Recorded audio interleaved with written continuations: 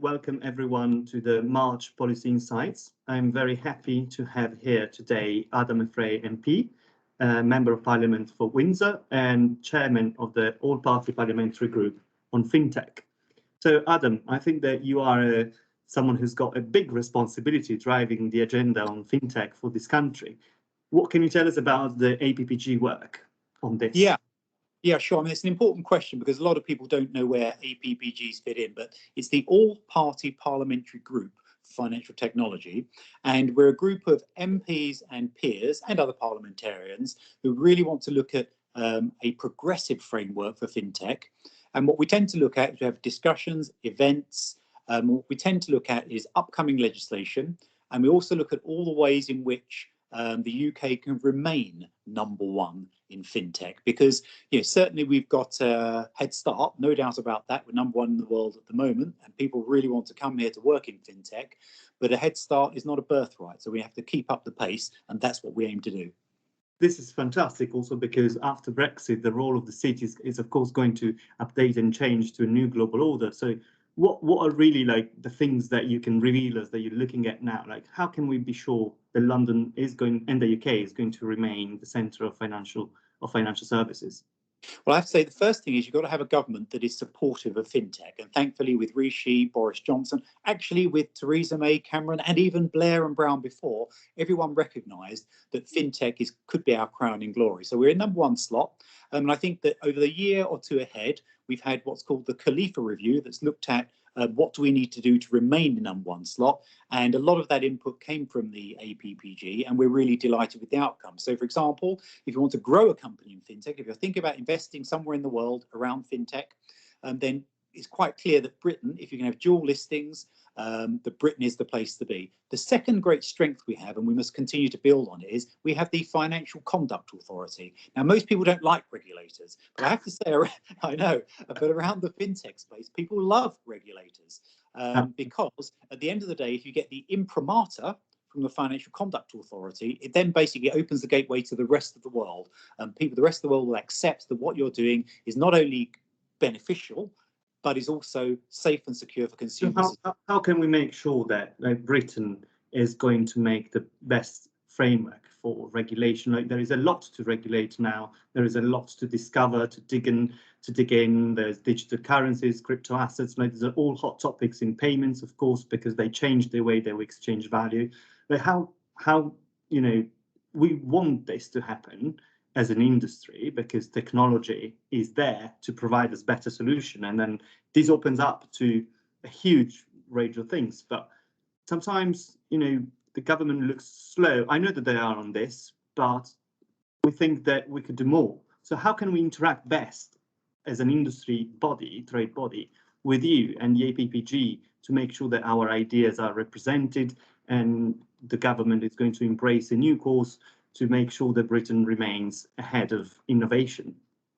Yeah, well, that's the perfect question. And obviously, I've met with the Payment Services Association on several occasions. The key to this, and for your members as well, is interact with the Payment Services Association, make representations through the APPG, perhaps appear on platforms at the APPG. So when we're preparing reports, making specific recommendations to government and to the FCA, or highlighting particular blockages, perhaps for your industry when it comes to payment services. Obviously, with ClearPay and Klarna and the buy now, pay later industry, a lot of new challenges there. And if you think the attitude is wrong in the FCA, then you let us know and we will report that direct to government. So stay actively involved in the Payment Services Association, but also be actively involved in the APPG. We have open meetings, so people are able to come in from the outside, businesses directly as individuals or as being represented by others, get involved. The only way that I know and that we know what the challenges are in your sector is if you tell us. And you don't need to shout.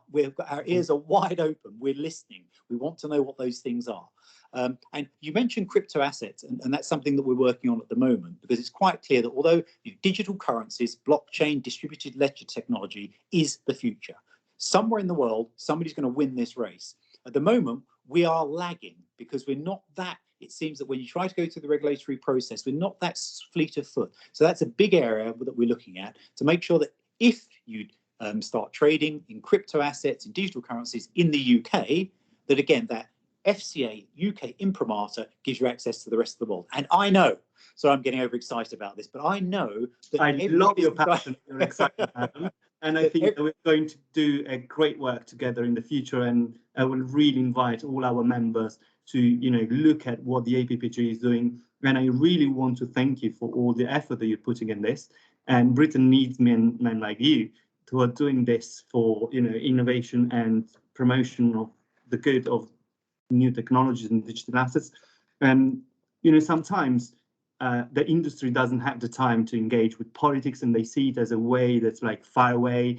Not many people know how to engage with the political system through the old party parliamentary groups.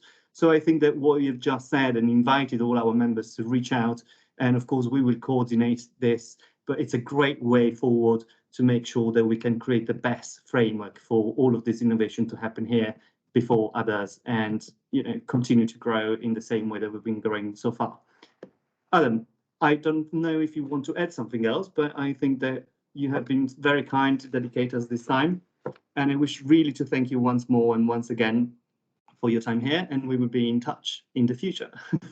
It's a pleasure, and I very much look forward to welcoming you and your members to events. But above all, I look forward to hearing what the specific challenges are, so we can make sure that the UK remains #1. It's very important.